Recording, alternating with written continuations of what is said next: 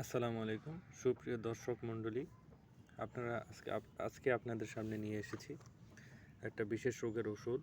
সেটা হচ্ছে শীতের শুরুতে মুরগিদেরকে আপনারা কি খাওয়াতে পারেন এবং যদি ঠান্ডা লেগে যায় তাহলে মুরগিকে কি ওষুধ দিবেন সে ব্যাপারে আজকে আমি কথা বলব।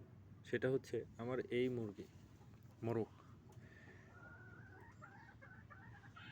এটা মূলত ফাহমি জাতের একটা মোরগ, যার বয়স হচ্ছে আপনার 1 বছর।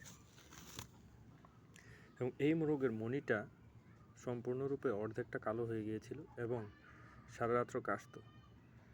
তো আমি সফর থেকে এসে দেখি এটার অবস্থা খুবই ভয়াবহ। আশঙ্কা করছিলাম যে এটা হয়তো কিছুদিনের মধ্যে মারা যেতে পারে।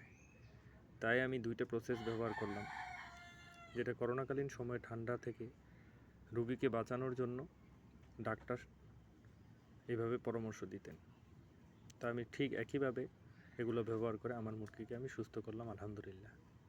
একটা হচ্ছে যে কি, এই যে গরম পানি, এই গরম পানির যে ভাপ, যে ধোঁয়াটা বের হচ্ছে, সেই ধোঁয়াটা ব্যবহার করে তাকে আমি তার মাথাটা এইভাবে রাখতাম এবং সে এখানে নিঃশ্বাস নিত।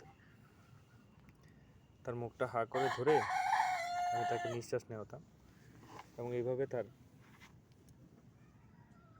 গলার যে আওয়াজটা সেটা আবার ফিরে এসেছে। এবং আমি যে ওষুধগুলো ব্যবহার করতাম সেটা হচ্ছে কি,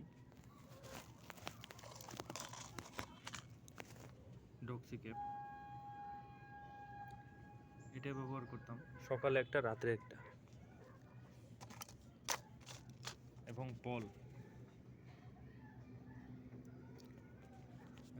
প্লাস, এই পল প্লাসটা ব্যবহার করতাম সকালে একবার রাত্রে একবার, অর্ধেক করে একটা ট্যাবলেটকে 2 ভাগ করে আমি খাওয়াতাম এবং তার সাথে হিস্টাসিন দিতাম।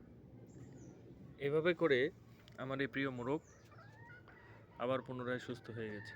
এখন দেখুন সে খুবই নাড়াচাড়া করতে পারছে। আপনারাও আপনাদের এই ঠান্ডার সমস্যা থাকলে এই গরম পানি এবং এই 3টা ওষুধ যদি ব্যবহার করেন তাহলে আপনারা খুবই সুফল পেতে পারেন। আলহামদুলিল্লাহ। আসসালামু আলাইকুম।